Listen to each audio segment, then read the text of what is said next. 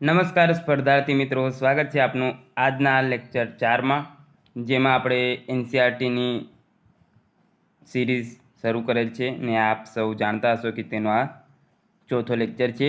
જે મિત્રોને આ લેક્ચરની પીડીએફ જોઈતી હોય તે ટેલિગ્રામમાં જોડાઈ જજો। ત્યાં આપણે લેક્ચર પતે ત્યારબાદની આપણે પીડીએફ ત્યાં મૂકી દેતા હોઈએ છીએ। તો વધુ સમય નહીં બગાડીને શરૂ કરીએ આજનો લેક્ચર। ત્રીજો લેક્ચર જે મિત્રો નહીં જોયું તેમણે જોઈ લેવું, કારણ કે સિંધુ ખીણની સભ્યતા અથવા હડપ્પા સભ્યતા એમાંથી એક અથવા બે ક્વેશ્ચન આવવાની 100% સંભાવના છે। તો જોઈ શકો છો। શરૂ કરીએ આજનો આ લેક્ચર। હડપ્પા, આ અગાઉ આપણે મોહેંજો-દડો જોઈ ગયા। તો રાવી નદીના કિનારે હડપ્પામાંથી 12 જેટલા અનાજના કોઠારો મળી આવ્યા છે, જે મહાન કોઠારો તરીકે ઓળખાય છે। અહીંથી જવના નમૂના પણ મળ્યા છે। તો મિત્રો આપણે આગળ જોઈ ગયા કે હડપ્પા અને મોહેંજો-દડો જે છે તે પાકિસ્તાનમાં આવેલા સ્થળો છે, આપણા ભારતમાં હાલ નહીં, પણ આ તો આઝાદી પહેલાં આપણે શોધાયેલા હતા એટલે ભારતમાં જ ગણાતા હતા। તો સિંધુ ઘાટીના આ મહત્ત્વના સ્થળો છે। તો આ હડપ્પા જે છે એ રાવી નદીના કિનારે છે, તે તમારે યાદ રાખવું। આમ તો આપણે કહીએ ને કે દરેક સ્થળ કોઈક ને કોઈક નદીના જે છે ત્યાં જ વસેલું હતું, કારણ કે આ લોકો ખેતી પ્રધાન હતા ને ખેતી માટે તમને ખ્યાલ છે કે આપણે નદી અથવા કોઈ પણ પાણીની વ્યવસ્થાની જરૂરિયાત રહેતી હોય છે। તો એમાં આગળ જોઈએ કે ઇતિહાસકારો મુજબ હડપ્પા સભ્યતાનું મુખ્ય નગર હોવાથી ત્યાં શાસનકર્તાઓ રહેઠાણનું જે રહેઠાણ હતું તે અહીંયા મુખ્યત્વે રહેતા, એટલે એ લોકો અનાજના કોઠારો ત્યાં રાખતા, જેથી તે લોકો પોતાનું જીવન વ્યાપન કરી શકે। તેઓ કર તરીકે અનાજની વસૂલાત કરતા હોવા જોઈએ એવા અનુમાન લગાવી શકાય છે। અનાજ અન્ય ક્ષેત્રોમાંથી નદી માર્ગે હડપ્પા લાવવામાં આવતું હશે, એટલે કે જે કોઈ જગ્યાએ અનાજ પાકે અથવા ક્યાંય કર વસૂલવામાં આવે તો તે બધું ભેગું કરીને હડપ્પામાં લઈ આવતા। ત્યારબાદ ત્યાં મોટા કોઠારો 12 જેટલા કોઠારો આપણને મળી આવ્યા છે, જ્યાં તે લોકો અનાજનો સંગ્રહ કરતા હતા। ત્યારબાદ હવે આપણા માટે ગર્વની એવી વાત, આપણા હડપ્પા કાલીન જે પહેલાં તો આપણે જોયા તો મોહેંજો-દડો અને હડપ્પા એ બધા પાકિસ્તાનમાંથી મળ્યા, પરંતુ ત્યારબાદ આપણા સંશોધનકર્તાઓએ આઝાદી પૂર્વે તેમજ આઝાદી બાદ આપણા ભારતમાં કહી શકાય કે સારી એવી શોધખોળ કરીને આપણે ગુજરાત એમાં સૌથી વધુ સ્થળ ધરાવતું થયું હડપ્પા કાળના। તો એમાંનું એક છે કાલીબંગાન, રાજસ્થાનમાં જે આવેલ છે, કે રાજસ્થાનનું કાલીબંગાન સિંધુ ખીણ સભ્યતાની કૃષિ ક્રાંતિનું મુખ્ય મથક હતું। તો કૃષિ ક્રાંતિનું મુખ્ય મથક એકમાત્ર એવું હોય તો તે ગણાય કાલીબંગાન। આખી સિંધુ ઘાટી સભ્યતામાં કૃષિ ક્રાંતિનો મુખ્ય ઘટક અથવા મુખ્ય જે સ્થળ છે તો તે કાલીબંગાન છે, જે આપણા રાજસ્થાનમાં આવેલ છે। એની સાબિતી એ છે કે ત્યાંથી ખેડેલા ખેતરના પુરાવાઓ તથા ખેતરમાં અલગ અલગ પાક લેવાતો હોવાના પુરાવા મળી આવ્યા છે। કાલીબંગાનનો અર્થ યાદ રાખજો, કાળા રંગની બંગડી એવો થાય છે। ત્યારબાદ જોઈએ કે તાંબા ઉપરાંત ત્યાંથી તાંબાના વિપુલ જથ્થાના અવશેષો પરથી એ કહી શકાય કે તાંબાના વિવિધ પ્રકારના ઓજારોનું તેઓ નિર્માણ કરી કૃષિ ક્ષેત્રમાં તેનો ઉપયોગમાં લેતા હશે। તો જે વિવિધ પ્રકારના ઓજારો ત્યાંથી મળી આવે તેના પરથી એ પણ કહી શકાય કે આ લોકો તાંબાના હથિયારો તો ના કહેવાય યુદ્ધ લડવા માટે, પરંતુ ઓજારોનો ઉપયોગ એ લોકો તે ખેતી કરવા માટે તીક્ષ્ણ એવા ઓજારોનો ઉપયોગ કરતા હતા। હવે આપણો ગરવી ગુજરાત આવી ગયું। ગુજરાતમાં હડપ્પીય સભ્યતાના સ્થળો। મિત્રો આ પોર્શન થોડોક આપણા માટે ઇમ્પોર્ટન્ટ એટલા માટે થઈ જાય કે ગુજરાત સરકાર દ્વારા લેવાતી આ પરીક્ષા છે, એટલે ગુજરાતના સંદર્ભમાં અટેચ કરીને આ પ્રશ્નો નીકળી શકે એવી સંભાવના રહેતી હોય છે। તો આ થોડુંક ધ્યાનથી જોઈ લેવું કે ગુજરાતમાં સુરેન્દ્રનગર જિલ્લામાં રંગપુર, હાલ અમદાવાદમાં જે આવેલ છે, અમદાવાદ જિલ્લામાં લોથલ, રાજકોટ જિલ્લામાં રોજડી ખાતે રોજડી શ્રીનાથગઢ ત્યાં, કચ્છ જિલ્લામાં દેસલપર, ધોળાવીરા, સુરકોટડા, જામનગર જિલ્લામાં લાખા બાવળ, આમરા અને ભરૂચ જિલ્લામાં કીમ નદીના કિનારે ભાગા તળાવ વગેરે પ્રદેશોમાં હડપ્પીય સભ્યતાની નાની મોટી વસાહતો મળી આવી છે। હવે અહીંયા સુરકોટડામાં યાદ રાખો, ઘોડાના એકમાત્ર અવશેષો અહીંથી મળી આવે, બીજે ક્યાંયથી આ અવશેષો મળેલ નથી, માત્ર સુરકોટડા ખાતેથી આપણને ઘોડાના અવશેષો મળી આવ્યા। બાકી તો સિંધુ સભ્યતામાં તમને પૂછે ને કે કયા પ્રાણીથી અજાણ હતા, તો ઘોડો લખાય, કારણ કે એક અવશેષના આધારે તો તમે કેવી રીતે કહી શકો કે આ લોકો ઘોડાથી, પરંતુ સુરકોટડા આપણા ગુજરાતમાં આવેલ છે, ત્યાંથી ઘોડાના અવશેષો મળી આવ્યા છે. રંગપુરમાં તમે જોયું કે ધાન એટલે અનાજનો ભૂકો મળી આવ્યો છે. મહત્વનું એવું જોઈએ તો ધોળાવીરામાંથી આપણને સ્નાનાગાર મળી આવે છે, સ્ટેડિયમ જેવી રચના મળી આવી છે, અને લોથલમાંથી ડોકયાર્ડ મળી આવી છે, જે આપણે આગળ ચર્ચા કરીશું. તો એમાં જોઈએ કે લોથલ અમદાવાદ જિલ્લામાં ધોળકા તાલુકામાં ભોગાવો નદીના કિનારે આવેલ છે. નદી યાદ રાખી લેવી, તાલુકો એ યાદ રાખી લ્યો, આ તો અમુક વાર પૂછાઈ જાય. ને આ લોથલ ને ધોળાવીરા છે તે મહત્વના સ્થળો છે, એટલે આ તો ખાસ કરી લેવા. જેનું ઉત્ખનન 1954માં S.R. રાવ દ્વારા કરવામાં આવ્યું હતું. સિકરીપુરા રંગનાથ રાવ એમનું પૂર્ણ નામ છે. આ તો આખું નામ આપી દે તો આપણે અટવાઈએ ના, એ માટે S.R. રાવનું સિકરીપુરા રંગનાથ રાવ પૂરું નામ છે. અહીં માનવ વસાહત માટેના 3 સ્તર મળી આવ્યા છે. ત્યારબાદ આગળ જોઈએ કે લોથલ સૌથી પ્રાચીન આંતરરાષ્ટ્રીય વેપારી બંદર હતું. અને આપણે આખી સિંધુ સભ્યતામાં એક લોથલ ને બીજો એક પૂછવામાં આવે લોથલ ના હોય ઓપ્શનમાં તો એ સુતકા ગેંડોર આવશે. ત્યાં પણ એક ડોકયાર્ડ મળી આવ્યું છે. ત્યારબાદ આને ઔદ્યોગિક નગર હતું. લોથલ સૌથી પ્રાચીન અને એક ઔદ્યોગિક, એટલે ત્યાં ઉદ્યોગોના કામ થતા હતા અને વિવિધ કારખાનાઓ ત્યાં હતા. અહીંથી ધક્કો, ડોકયાર્ડ, જહાજવાડો, વર્કશોપ અને વાહન લાંગરવા માટેનું લંગર પણ મળી આવ્યું છે. જ્યાં આપણે કહીએ ને કે વાહન કેવું હોય કે આવી રીતે, ધારો કે અહીંયા ચિત્ર સ્વરૂપે દર્શાવો તમને, તો અહીંથી વાહન જાય, એક નહેર બનાવવામાં આવે, આ એક નહેર છે, પછી અહીં સામાન ઉતારી લે ને આ એક નહેર દ્વારા જહાજ હોય તે બહાર આવી જાય. તો આવી રીતે અહીં બનાવેલું હતું, કારણ કે લોથલ એ વ્યાપાર માટેનું સૌથી મોટું કેન્દ્ર હતું. અને હવે સૌથી મોટું કેન્દ્ર એટલે ત્યાં આપણે જહાજની વ્યવસ્થા હોવી જ જોઈએ, વ્યવસ્થિત રીતે લાંગરવાનું, કારણ કે એટલું મોટું સામાન ત્યાં લાવી જઈ ના શકાય, એટલે વ્યવસ્થિત એવું બંદર ત્યાં બનાવેલ હતું.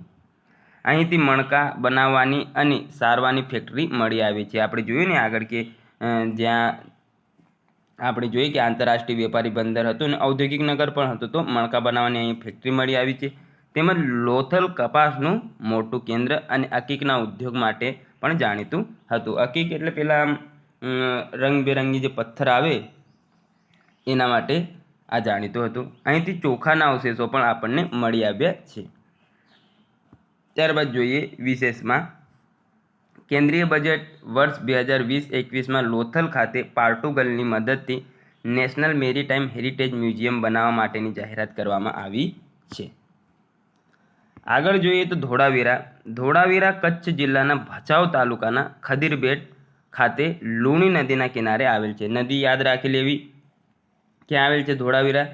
કચ્છ જિલ્લાના ભચાઉ તાલુકાના ખદીરબેટ ખાતે લુણી નદીના કિનારે. કારણ કે આ તો ઓપ્શનમાં આપણને પૂછી લે કે કઈ નદીના કિનારે કયું સ્થળ આવેલ છે, તો એમાં આપણે અટવાઈએ ના. ઈસવીસન 1967-68માં જેપી જોશી દ્વારા તેની શોધ કરવામાં આવી હતી. કોણ દ્વારા? એવી રીતે યાદ રાખો, DJR. ડી એટલે ધોળાવીરા, જે એટલે જેપી જોશી ને આર એટલે રવિન્દ્રસિંહ બિષ્ટ. તો DJR એવી રીતે યાદ રાખવું. તો એમણે સૌપ્રથમ શોધ કરી. ત્યારબાદ 1990-91માં RS બિષ્ટ દ્વારા ઉત્ખનન કરાયું. ધોળાવીરા સ્થળ કર્કવૃત રેખા પર આવેલું છે. તો આ યાદ રાખવું, કયું સ્થળ, એકમાત્ર સ્થળ કર્કવૃત રેખા પર આવેલ છે હડપ્પા કાલીન, તો એ છે ધોળાવીરા. સામાન્ય રીતે હડપ્પી નગરો 2 ભાગમાં એટલે દ્વિસ્તરીય હતા, જ્યારે ધોળાવીરા નગર 3 ભાગમાં એટલે કે 3 સ્તરમાં વેચાયેલ હતું. કેવી રીતે કે આમ 2 નગરો તો હોય, પણ એક સાઈડ પર એક નાનું એવું નગર અથવા એક આમ ઊંચો ક્ષેત્ર મળી આવે, જેથી આપણે કહી શકીએ કે આ 3 સ્તરમાં વેચાયેલું હતું. આગળ જોઈએ તો એમાં 3 સ્તર કયા છે? સિટાડેલ કિલ્લો, ઉપલું નગર અને નીચલું નગર. આ સમગ્ર નગરને ચારે બાજુથી પથ્થરની ઊંચી દિવાલોથી સુરક્ષિત કરાયું હતું. ત્યારબાદ આગળ જોઈએ કે ધોળાવીરાનું સાઇનબોર્ડ. તમે જોઈ શકો છો વિવિધ અહીંયા ચિહ્નો દોરેલ છે. આ 3, 4, 5, 6, 8, 9, 10. તો આ 10 જેટલા અહીંયા ચિત્ર અંકિત કરેલ છે. ધોળાવીરામાંથી વિશ્વની સૌથી પ્રાચીન જળ વ્યવસ્થાપન પ્રણાલી રેન વોટર હાર્વેસ્ટિંગ સિસ્ટમ એટલે કે વરસાદના પાણીના સંગ્રહ માટેની પ્રણાલી મળી આવેલ છે. આ લોકો વરસાદના પાણીનું વ્યવસ્થિત સંગ્રહ કરતા, જેથી જ્યારે પાણીની અછત અથવા જરૂરિયાત ઊભી થાય ત્યારે એનો ઉપયોગ કરી શકે. અહીંથી રમતગમતનું મોટું મેદાન એટલે કે સ્ટેડિયમ મળી આવ્યું છે. પથ્થરો પર હડપ્પા લિપિના કોતરેલા અક્ષરોનું સાઇનબોર્ડ પ્રાપ્ત થયું છે. આ સાઇનબોર્ડ ધોળાવીરામાંથી મળી આવ્યું છે. આ પ્રશ્ન પૂછાય છે કે સાઇનબોર્ડ ક્યાંથી મળી આવ્યો? ધોળાવીરા ને લોથલનું પેલો ડોકયાર્ડ છે બંદર, તે પૂછાય છે. આ ઉપરાંત સુતકા જેન્ડોર અગત્યનું બંદર છે. તેમજ ચાન્હુ દળોમાં પથ્થરના મણકા બનાવવાની ફેક્ટરી મળી આવી છે. ગુજરાતનું રંગપુર પરિપક્વ હડપ્પીય સભ્યતામાંથી ઉત્તર હડપ્પીય સભ્યતા તરફની ગતિ દર્શાવે છે. પ્રશ્ન બને કે ગુજરાતમાં શોધાયેલ સૌ પ્રથમ હડપ્પી સભ્યતાનું સ્થળ કયું? તો તે આવશે રંગપુર, જે આપણને અનાજનો ભૂકો મળી આવ્યો છે. કેન્દ્રીય બજેટ વર્ષ 2020-21માં ધોળાવીરામાં પુરાતત્વીય મ્યુઝિયમ બનાવવાની જાહેરાત કરવામાં આવી છે. 25 જુલાઈ 2021ના રોજ યુનેસ્કો દ્વારા ધોળાવીરાને વિશ્વ ધરોહર યાદીમાં સ્થાન આપવામાં આવ્યું છે. વિશ્વ ધરોહર યાદીમાં ધોળાવીરાને ભારતનું 40મું સ્થાન અને ગુજરાતનું 4થું સ્થળ છે. તો વર્ષ યાદ રાખવાનું 2021માં, સ્થળ કયું 40માં, અત્યારે તો 42 થઈ ગયા છે, ને ગુજરાતનું ગણવામાં આવે તો 4થું. ત્યારબાદ આપણે જોઈ લઈએ કે ગુજરાતના કયા કયા સ્થળોને અહીં સમાવેશ કરેલ છે. તો 2004માં સૌ પ્રથમ ચાંપાનેર હાલોલ પંચમહાલ જિલ્લામાં જે આવેલ છે, તો તેનો સમાવેશ કરવામાં આવ્યો. 2014માં ખ્યાલ છે કે રાણીની વાવ, પાટણ રાણકી વાવ પણ કહીએ છીએ, ઉદયમિતી એ રાણી હતી, એમણે બનાવેલ હતી. 2017માં ઐતિહાસિક શહેર અમદાવાદ, ત્યારબાદ એના બાદ જયપુરનો પણ સમાવેશ કરવામાં આવ્યો. સૌ પ્રથમ ગણવામાં આવે તો અમદાવાદ. ને 2021માં ધોળાવીરા ભચાઉ કચ્છ, જે હાલ નવીનતમ સ્થળ ગણી શકાય. તો વર્ષની યાદી અથવા ઓપ્શન તરીકે આપી શકાય. અહીંયાથી એ પ્રશ્ન બનવાની 100% સંભાવના રહેલી છે. ત્યારબાદ જોઈએ આર્થિક સ્થિતિ, કે આ લોકો ખરેખર હતા શું, કે એટલે આ અર્થવ્યવસ્થા કેવી રીતે ચાલતી હતી. કૃષિ, પશુપાલન, હુન્નર ઉદ્યોગ આપણે જોઈ ગયા તે વેપાર હડપ્પીય સભ્યતાના મુખ્ય વ્યવસાયો હતા. એટલે કે ખેતી કરતા હતા, પશુપાલન ઢોર ઉછેર કરતા હતા, હુન્નર ઉદ્યોગ એટલે આપણે જોયું ને અકીકને બીજી રીતે મણકા બનાવવાની ફેક્ટરીને એ બધું હતું. ને વેપાર એટલે બીજે જે દેશો હતા ત્યાંથી અનાજ અથવા માલની આયાત નિકાસ કરતા હતા. લોથલ, મોહેજો-દડો, હડપ્પા, ધોળાવીરામાંથી અનાજના કોઠારો તેમજ કાલીબંગાનમાંથી ખેડેલા ખેતરો મળી આવ્યા છે, જે આપણે આગળ જોયા. આ લોકો ખેતર ખેડવા માટે બળદનો ઉપયોગ કરતા હતા. હરિયાણાના હિસાર જિલ્લામાં બનાવાલી ખાતેથી માટીના હળના પુરાવા મળી આવ્યા છે. કૃષિ માટે તાંબાના ઓજારો વપરાયા હતા. કૂવા તથા જળાશય દ્વારા થતી સિંચાઈની યોજનાઓ પણ જોવા મળે છે. કપાસ આ લોકોનો મુખ્ય પાક હતો, જેથી કપાસ ઉદ્યોગનો વિકાસ થયો હતો. આ ઉપરાંત ઘઉં, જવ, તલ, વટાણા, સરસવ અને કઠોળ જેવા પાક થતા હતા. મુખ્ય પાક ગણવામાં આવે તો તે કયો હતો આ લોકોનું? તો કપાસ. અહીંથી મળી આવેલ પકવેલ અનાજના પુરાવા પરથી પુરાતત્વવિદ ખોરાક સંબંધિત જાણકારી પ્રાપ્ત થાય છે. માછલી પકડવાના તાંબાના હુકના પુરાવા દર્શાવે છે કે તેઓ મત્સ્ય ઉદ્યોગ સાથે સંકળાયેલા હતા. એ માછલી તો કંઈ અત્યારે મળે નહીં, પરંતુ જે ગલ છે એના પરથી આપણે અંદાજ લગાવી શકીએ કે આ લોકો મત્સ્ય ઉદ્યોગ સાથે પણ સંકળાયેલા હતા. આ સભ્યતાના લોકો માંસ અને માછલી ખાતા હતા. ઇતિહાસકારોના મતે અહીંનું સુતરાઉ કાપડ મેસોપોટેમિયા, જે સૌ પ્રથમ આપણે કહીએ ને કે સભ્યતા તે મેસોપોટેમિયા હતા, ઈસવીસન 3500 થી 2000ના સમયગાળા દરમિયાન, ઈસવીસન પૂર્વે. ત્યારબાદ આપણે સૌપ્રથમ નગરીય સભ્યતા આપણે આગળના લેક્ચરમાં જોઈ ગયા, તો તે છે આપણી હડપ્પા સભ્યતા. તો લગભગ આપણી 3300 થી 1700 સુધી હતી. તો ને આમની 3500 થી 1800 લગભગ આટલી હતી. તો સમકાલીન હતી. તો સમકાલીન આ સભ્યતા હતી, તો ત્યાંથી તેઓ વ્યાપાર પણ કરતા અને માધ્યમથી ઇજિપ્ત સુધી પહોંચ્યું હતું. ઇજિપ્તમાં પણ જે મિસ્રની સભ્યતા હતી, ઇજિપ્તની સભ્યતા કહીએ તો તે લોકો સાથે પણ આ લોકો વ્યાપાર કરતા હતા. આ ઉપરાંત સિંધુ સભ્યતાના લોકો માટીકામ, ધાતુકામ, મણકા બનાવવાની કલા અને શિલ્પકલા જેવા વ્યવસાયો સાથે પણ સંકળાયેલા હતા. એટલે શિલ્પકામ એટલે મૂર્તિકલા સાથે તે લોકો સંકળાયેલા હતા. મણકા બનાવવાની ફેક્ટરી આપણે જોઈએ, માટીકામ, ધાતુકામ વગેરે સાથે જોડાયેલા હતા. આ સભ્યતાના લોકો દ્વારા પોતાની વચ્ચે વેપાર અને વિનિમય માટે માપ અને તોલની એક સરખી પદ્ધતિ તેમણે અપનાવેલ હતી. સરખું માપ અને તોલ પણ રાખતા હતા. તેમનું તુલનાત્મક પ્રમાણ 1, 2, 4, 8, 16 અને 160 સુધી અને દશાંકમાં ગુણાંકો 16, 320 એટલે 16ના ગુણાંકમાં મોટા ભાગે આ લોકો વ્યાપાર કરતા હતા. અને અહીંયા તુલનાત્મકમાં 1, 2, 4 પણ આ 16 વાળું યાદ રાખી લ્યો. દ્વિગુણ પદ્ધતિ અપનાવતા. તેમાં 16 અને 32ના તોલના સાધનો વધુ પ્રમાણમાં મળી આવ્યા છે. તો આ પ્રશ્ન અહીંયાથી સેજ એવું પૂછી શકે કે કયા માપના વધારે સાધનો મળી આવ્યા છે. તો 16 અને 32ના તોલના સાધનો વધુ પ્રમાણમાં મળી આવેલ છે. હડપ્પા સ્થળોમાંથી પ્રાપ્ત ઈંટો નિશ્ચિત આકારની હતી, જેમાં તેની લંબાઈ ઊંચાઈ કરતાં 4 ગણી અને પહોળાઈ ઊંચાઈ કરતાં બમણી. સીધી રીતે તમને અમે સમજાવું તો લંબાઈ ઊંચાઈ કરતાં 4 ગણી. તો આમ લાંબી હોય, ધારો કે ચાલો ને અહીંયા ચોરસ છે તો લઈ લઈએ આપણે આ રહ્યું ચોરસ, આ ઓકે. તેમણે શું કીધું છે કે તેની લંબાઈ ઊંચાઈ કરતાં 4 ગણી. તો આ લંબાઈ 4 ગણી થઈ ગઈ ઊંચાઈ કરતાં, તથા પહોળાઈ ઊંચાઈ કરતાં બમણી. તો ઊંચાઈ કરતાં બમણી આપણે કહીએ તો લગભગ આવી રીતે કંઈક, એક જ મિનિટ,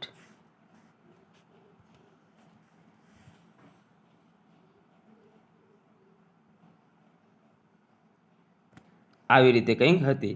તો લંબાઈ 4 ગણી થઈ ગઈ અને પહોળાઈ પણ લગભગ આપણે ડબલ જેટલી થઈ ગઈ, પહોળાઈ ઊંચાઈ કરતાં બમણી.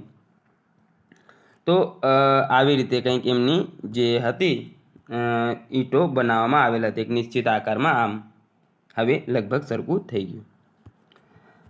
ત્યારબાદ હડપ્પીય સ્થળોમાંથી પાલતુ પ્રાણીઓ જેવા કે ગાય, ભેડ, બકરી, ભેંસ વગેરે તથા જંગલી પ્રાણીઓ હરણ હોય, ઘડિયાળ એટલે પેલો આપણે જોઈએ ને મગર જેવું આવે ઘડિયાળ, એ મગરની જ એક જાત છે, તથા સુવર અને માછલી તેમજ પક્ષીઓના હાડકાઓના પુરાવાઓ મળી આવ્યા છે.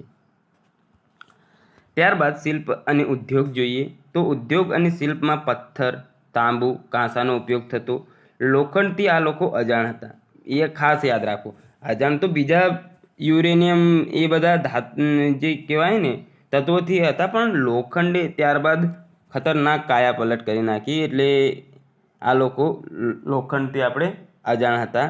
તો કઈ ધાતુથી અજાણ હતા એવું પ્રશ્ન બની શકે. પથ્થર, તાંબુ, કાંસો અને લોખંડ, તો લોખંડથી આવશે. પણ સોના અને ચાંદીની ચીજવસ્તુઓ બનાવતા. મોતીના બાજુબંધ, સોય જેવી ચીજો અને ચાંદીના શિલ્પો મોટી માત્રામાં મળી આવ્યા છે. તાંબામાંથી આરી, ચપ્પા, છરી, કુહાડી, તીર અને ભાલા જેવા હથિયારો અને કૃષિના ઓજારો બનાવતા. પરંતુ તલવારના પુરાવા મળતા નથી.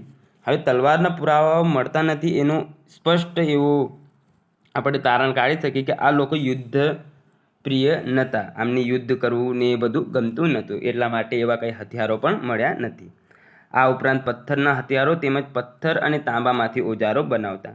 સિંધુ સભ્યતામાંથી અસ્ત્ર શસ્ત્રનો અભાવ જોવા મળે છે. આગળ જોઈ ગયા તે પ્રમાણે કે આ લોકો યુદ્ધ કરતા નહોતા, એટલે અસ્ત્ર શસ્ત્રનો આ સમયમાં અભાવ જોવા મળે છે.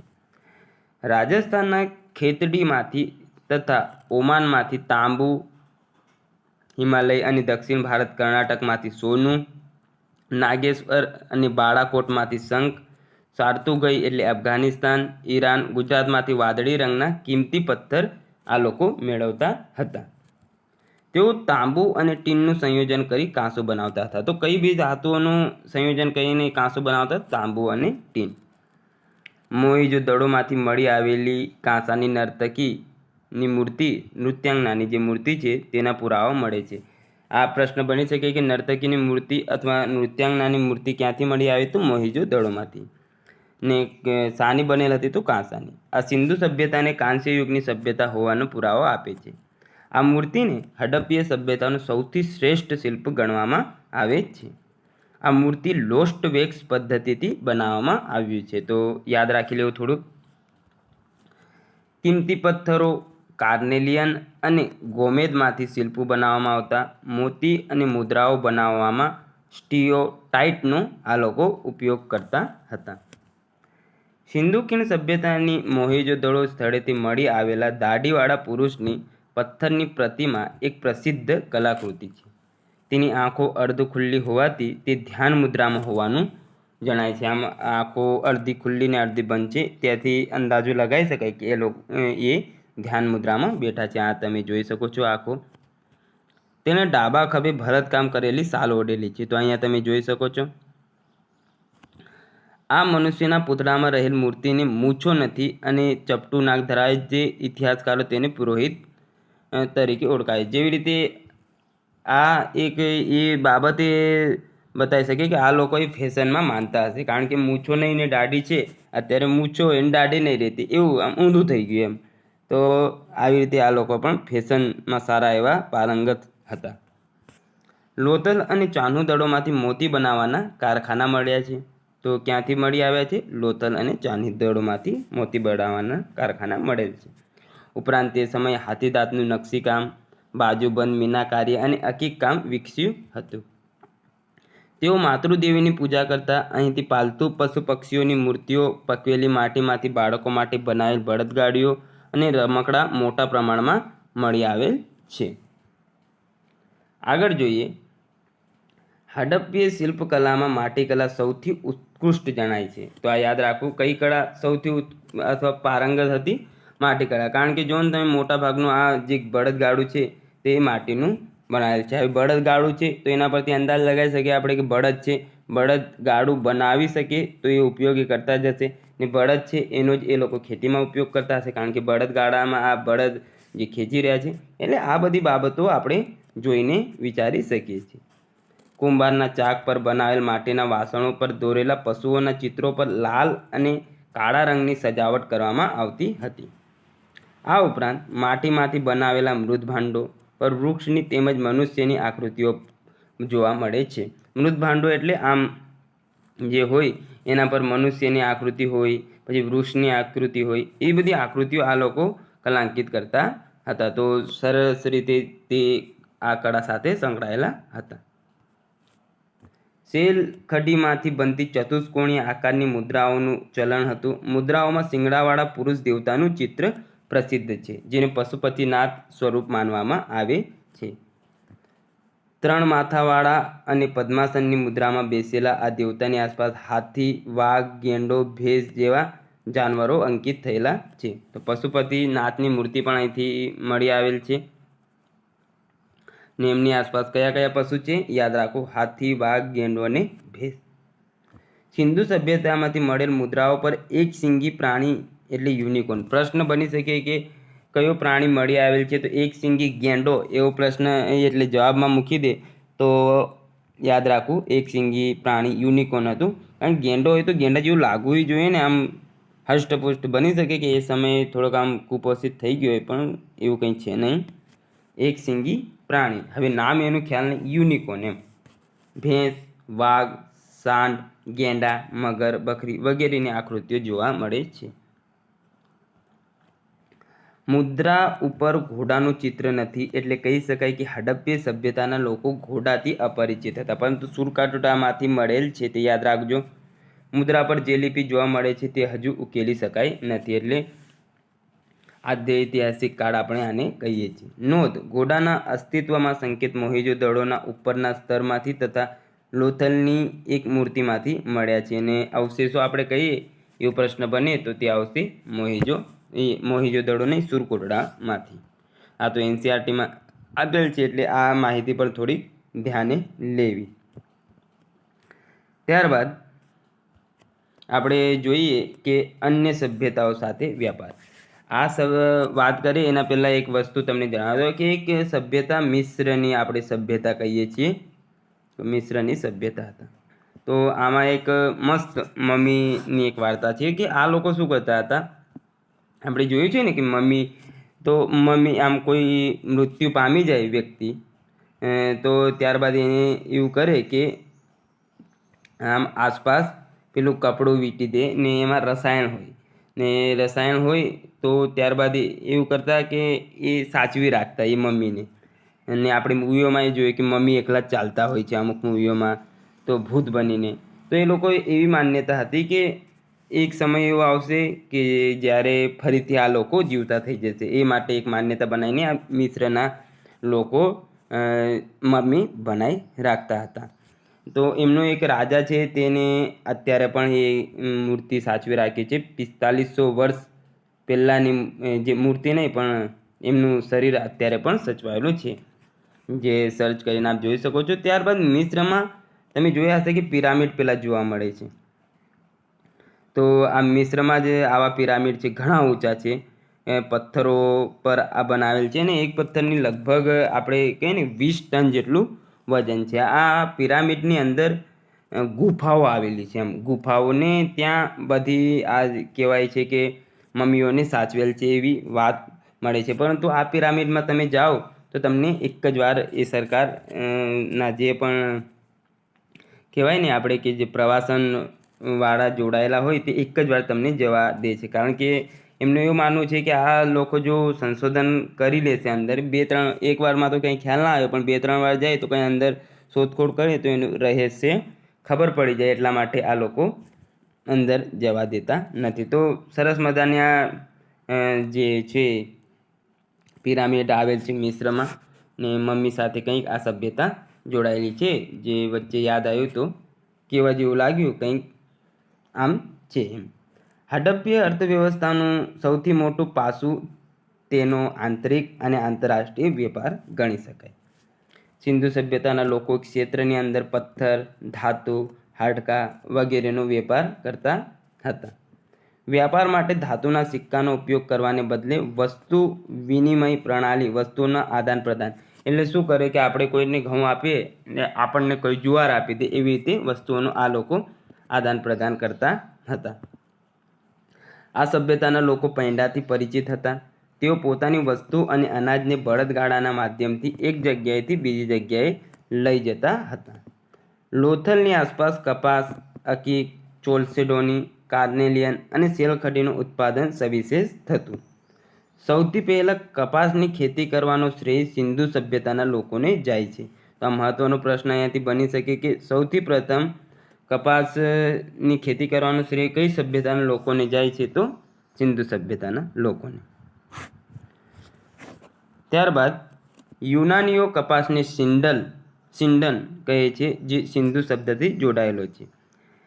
ખેતડીમાંથી તાંબુ, કર્ણાટકમાંથી સોનું, સિંધમાંથી કપાસ મેળવતા અને ચાનું દડોમાંથી પથ્થરના મણકાની અને કાલીબંગાનમાંથી તાંબાની ચીજવસ્તુઓની નિકાસ થતી હતી. મોતી, અક્કી, કિંમતી પથ્થરો, કપાસ વગેરે મેસોપોટેમિયાના નિકાસ કરતા, તેમજ ત્યાંથી ટીન અને ચાંદીની આયાત આ લોકો કરતા હતા. મેસોપોટેમિયાની સભ્યતા આપણે જોઈ ગયા કે આપણી સમકાલીન હતી, તો ત્યાં આ લોકો મોતી હોય, અકીકની કિંમતી પથ્થરો, કપાસ હોય તો તેનો નિકાસ કરતા, કારણ કે આ વધારે માત્રામાં આપણી ત્યાં થતું. ને ત્યાંથી ટીન અને ચાંદીનું આયાત કરતા, જે ચાંદી આપણે આભૂષણો માટે ઉપયોગ કરતા હતા. લોથલનો વ્યાપાર ઈરાનના અખાતના ઓમાન, સુસા, બહેરીન, કિસ અને મેસોપોટેમિયાના ઉર બંદર સાથે થતો હતો. આ સ્થળેથી મળેલ હડપ્પીય મુદ્રાઓ, માટીના વાસણો અને કિંમતી પથ્થરો તેની સાબિતી પૂરી પાડે છે. હડપ્પીય સભ્યતાનો વિદેશો સાથેનો વ્યાપાર લોથલ અને સુતકા ગેન્ડોર જેવા બંદરોના માધ્યમથી મેસોપોટેમિયા અને ઈરાનના અખાત સાથે થતો હતો. પ્રશ્ન બની શકે કે લોથલ સિવાય અન્ય કયો બંદર હતો? તો સુતકા ગેન્ડોર, જે પાકિસ્તાનમાં આવેલ છે. અને આપણે જોઈ ગયા કે સૌથી પશ્ચિમનું સ્થળ તે સુતકા ગેન્ડોર છે. ઉત્તરનું માંડા, દૈમાબાદ ને આ બાજુ પૂર્વનું આલમગીરપુર ને આ બાજુ પશ્ચિમનું સુતકા ગેન્ડોર. તે યાદ રાખવું, આગળના લેક્ચરમાં આપણે જે જોઈ ગયા છે. ત્યારબાદ જોઈએ કે હડપ્પીય સભ્યતામાં આયાત થતી વસ્તુ ને તો ગુજરાતમાંથી છીપ અને શંખ મેળવતા, જમ્મુ ઉત્તર પ્રકારનું લાકડું, અફઘાનિસ્તાન સોરતુગઈ, લાજવર્દ, બદક્ષા અફઘાનિસ્તાન, લાપીજ લાજુલી, વાદળી રંગના પથ્થર. એટલે આ મેસોપોટેમિયાવાળા આપણે ત્યાંથી કપડાં, ઊન, અત્તર, ચામડીની ચીજો અને ચાંદી આપણે ત્યાંથી મેળવતા હતા. ત્યારબાદ ઈરાન, અફઘાનિસ્તાન, રાજસ્થાનમાં શીશુ, ઈરાન અને અફઘાનિસ્તાન ચાંદી અને મહારાષ્ટ્રમાંથી નીલમણી. આ ઉપરાંત તેઓ ફારસની ખાડી અને સુમેરિયા, ઈરાક સાથે વ્યાપારિક સંબંધોથી જોડાયેલા હતા.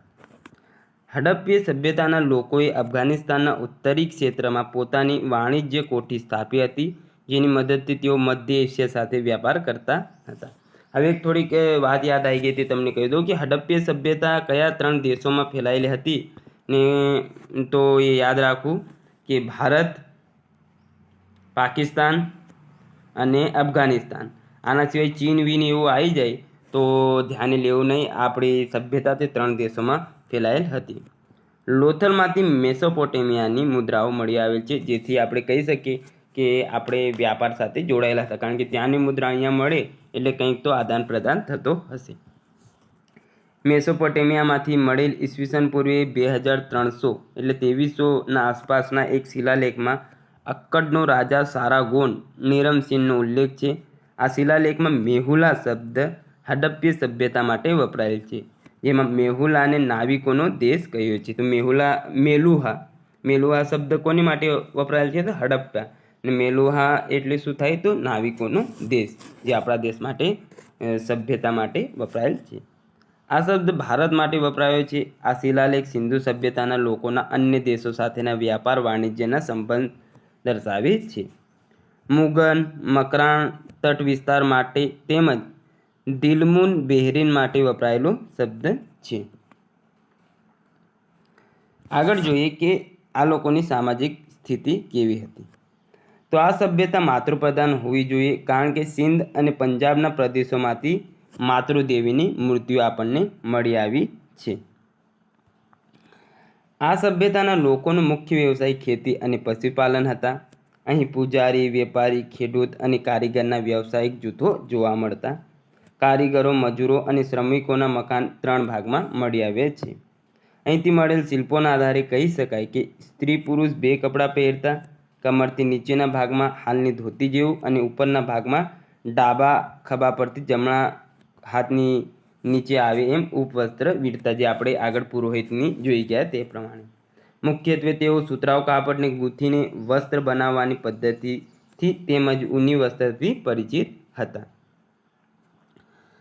અહીંથી ધાતુ તથા હાથી દાંતની બનેલી સોય મળી આવી છે, જેના આધારે અનુમાન કરી શકાય કે તેઓ સીવીને કપડાં પહેરતા હશે. આપણે સોયને મળી આવી એના પરથી એટલું અંદાજ લગાવી શકીએ કે કદાચ એનો ઉપયોગ કપડાં સીવીને પહેરવા માટે કરતા હશે, પરંતુ મોટાભાગના લોકો સીવ્યા વિનાના કપડાઓનો ઉપયોગ કરતા હશે. મહિલાઓ અને પુરુષો બંને આભૂષણો પહેરતા હતા, જેમાં મોતી મણકામાંથી બનાવેલ નેકલેસ, બાજુબંધ, કાનના એરિંગ અને બંગડીઓ વગેરેનો સમાવેશ થાય છે.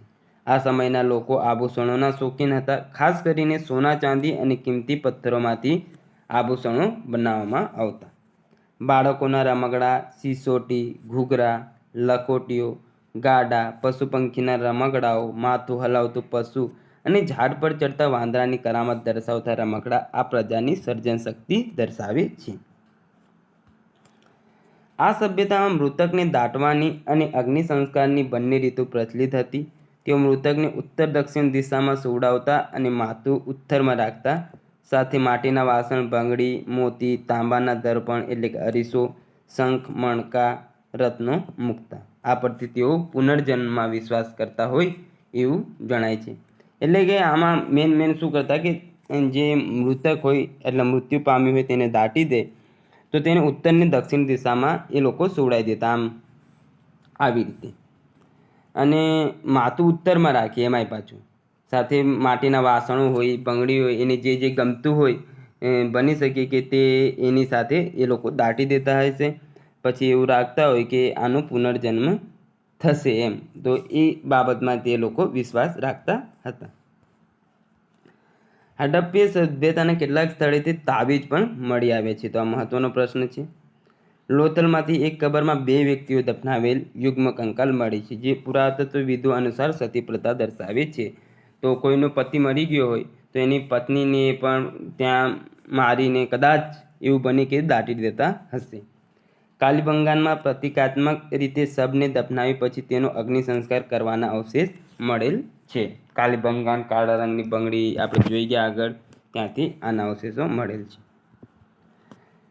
આધ્યાત્મિક અને ધાર્મિક જીવન. તો હડપ્પીય સભ્યતાના ધાર્મિક જીવન અંગેની માહિતી આપણને મૂર્તિ અને મુદ્રાઓમાંથી મળે છે.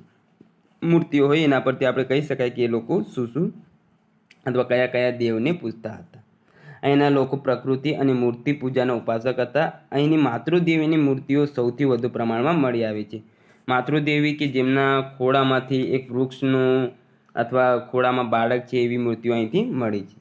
કેટલીક મૂર્તિઓમાં સ્ત્રીના ખોળામાં બાળક અને એક મૂર્તિમાં ગર્ભમાંથી એક છોડ ઊંઘી નીકળતો હોય તેવું દર્શાવવામાં આવ્યું છે. તો માતૃ પ્રધાન આ હોઈ શકે છે લોકો, એવું આપણે વિચારી શકીએ. ઇતિહાસકારોના મતે આ પ્રતિમા ધરતી માતાની હોવાનું જણાય છે. એટલે આ લોકો ધરતી માતાની પૂજા મુખ્યત્વે કરતા હતા. આ ઉપરાંત તેઓ લિંગ અને યોની પૂજા પણ કરતા હતા. ત્યારબાદ આગળ જોઈએ તો એમાં છે યોગ મુદ્રામાં માથા પર શિંગડાવાળો મુગટ ધારણ કરેલા પુરુષ દેવતા એ પશુપતિનાથ એટલે આદિશિવ હોવાનું મનાય છે. આપણે આ મૂર્તિ જોઈ શકીએ છીએ.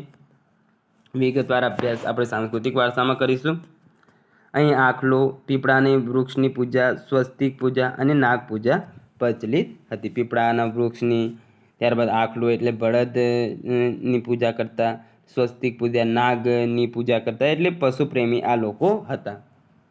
હડપ્પીય સભ્યતામાં ફક્ત કાલીબંગાન અને લોથલમાંથી યજ્ઞ માટેના અગ્નિવેદીઓ અને હવનકુંડો મળેલ છે. કયા બે સ્થળે? તે કાલીબંગાન અને લોથલમાંથી. લોથલ આપણા ગુજરાતમાં અને કાલીબંગાન રાજસ્થાનમાં. હડપ્પીય સભ્યતાનો કોઈ પણ સ્થળ પર મંદિરના કોઈ નિર્ણાયક પુરાવા મળ્યા નથી. તો આ મહત્વનું છે, પ્રશ્ન બની શકે કે શાના પુરાવા મળ્યા નથી? તો મંદિરના. હવે લિપિ જોઈએ તો 400 ચિત્રો ધરાવતી આ લિપિ જમણેથી ડાબી તરફ લખવામાં આવતી. કઈ બાજુ? જમણેથી ડાબી. આ લિપિ પ્રમાણમાં ટૂંકી તથા તેની માત્રા જોડાક્ષરોવાળી છે. અહીંથી મળેલ સૌથી લાંબા અભિલેખમાં લગભગ 26 ચિહ્નો પ્રાપ્ત થયા છે. આ લિપિ ઉકેલી શકાય નથી, છતાં ચિત્રલિપિ હોવાનું મનાય છે. ઘણા ઇતિહાસવિદો આ લિપિને બોસ્ટ્રોફિડન લિપિ સાથે સરખાવે છે. તો કઈ લિપિ તરીકે ઓળખાય અથવા કઈ લિપિ સાથે સરખાવે છે? તો બોસ્ટ્રોફિડન કોઈક લિપિ હશે તેની જોડે આ લોકો સરખાવે છે. આ લિપિના સૌથી જૂના નમૂના 1853માં મળ્યા હતા. આ રહી આ લિપિ, આપણે જોઈ શકીએ છીએ ચિત્રમાં. હવે આમની સભ્યતાનું પતન જોઈએ તો ઇતિહાસકારોના મતે પૂર, ધરતીકંપ, રોગચાળો કે બાહ્ય આક્રમણોને કારણે આ સભ્યતાનો અંત આવ્યો. સિંધુ નદીના માર્ગમાં આવતા મેદાની અવરોધને કારણે મોહેંજો-દડો જેવું નગર ડૂબી ગયું હોવાનું વિદ્વાનો માને છે. તે સિંધુ નદી આમને નજીક હતી ને બની શકે કે એમાં બાઢ આવ્યો હોય ને મોહેંજો-દડો ડૂબી ગયો. આપણે રિતિક રોશનવાળી જે પિક્ચર છે મોહેંજો-દડો, તેમાં એ સરસ રીતે આ ઇતિહાસનું વર્ણન કરેલ છે. ઈસવીસન પૂર્વે 1750 પછી આ સભ્યતાની વસ્તી ઘટી અને ક્ષેત્રફળ સંકોચાઈને 85 હેક્ટરથી 3 હેક્ટર સુધી સીમિત બન્યું. એટલે આ લોકો સ્થળાંતર કરતા થયા એમ ગણી શકાય. આમ શહેરી વસ્તી ધીમે ધીમે હવે ગ્રામીણ ક્ષેત્રો તરફ રૂપાંતરિત થઈ અને સમય જતાં આ સભ્યતાનો અંત આવ્યો. હડપ્પીય સભ્યતાની આ અવસ્થાને ઉપસિંધુ સંસ્કૃતિ અથવા ઉત્તર હડપ્પા સંસ્કૃતિ તરીકે ઓળખવામાં આવે છે. કોઈ સંસ્કૃતિનો અંતિમ સમય હોય તેને ઉત્તર આપણે શબ્દ લગાડતા હોય. જે મૌર્યકાળ હોય તો ઉત્તર મૌર્યકાળ અંતિમ સમય. તો એવી રીતે આ સભ્યતાને અંતિમ જે હોય સમય તેને ઉત્તર હડપ્પા અથવા ઉપસિંધુ સંસ્કૃતિ તરીકે ઓળખવામાં આવે છે. પુરાતાત્વિક પુરાવાઓને આધારે એમ કહી શકાય કે હડપ્પા સંસ્કૃતિનું પતન આકસ્મિક નહીં પણ ધીરે ધીરે થયું હશે અને છેવટે અન્ય સંસ્કૃતિઓ સાથે તે ભળી જવા પામી. એટલે સ્થળાંતર કરીને, કારણ કે આવો વારાઘડી પૂરો ને આવી ઘટનાઓ સર્જાય એટલે આ લોકો સ્થળાંતર કરતા થયા. તો સિંધુ સભ્યતાના પતન અંગે વિવિધ મતો છે. આપણા એટલા બધા કામના નહીં, પણ જોઈ લઈએ કે ગાર્ડન ચાઇલ્ડ માર્ટિમર વ્હીલર આર્યોનું આક્રમણ કહે છે કે આર્યો ત્યારબાદ આવ્યા અને તેમણે આમને દૂર કરી દીધા, એટલે કે આમના પર આક્રમણ કર્યું. John marshal એસ.આર. રાવ નદીમાં આવેલ પૂર કે છે.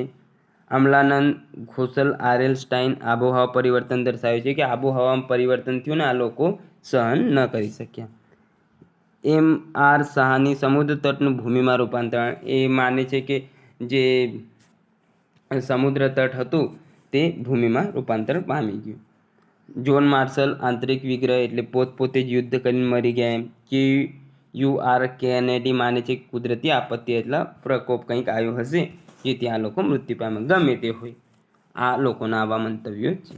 બિન હડપ્પીય સંસ્કૃતિ. તો ઈસવીસન પૂર્વે 2000ની આસપાસ ભારતમાં હડપ્પીય સભ્યતા સિવાય અન્ય તામ્ર પાષાણ સંસ્કૃતિઓ પણ વિકસી હતી જે હડપ્પીય સભ્યતાના વિસ્તારની બહાર હતી.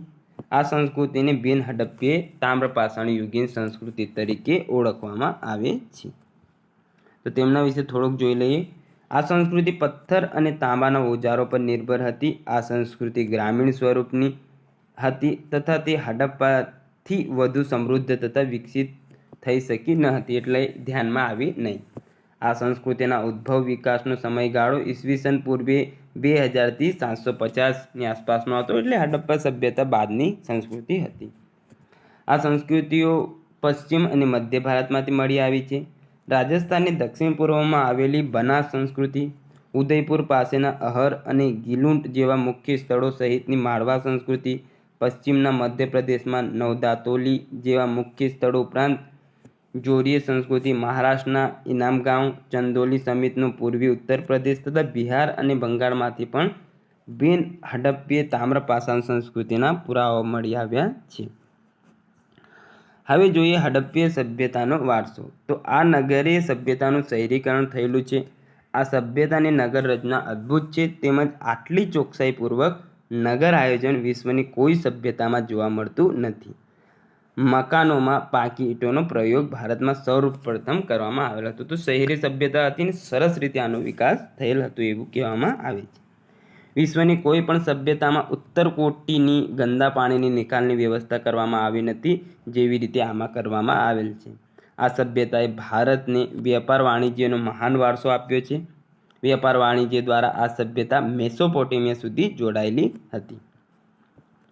એક સરખા બાટ અને માપ પદ્ધતિ, વહાણ બાંધવાનો ઉદ્યોગ અને આંતરરાષ્ટ્રીય દરિયાઈ વેપાર આ સભ્યતાનો વારસો છે.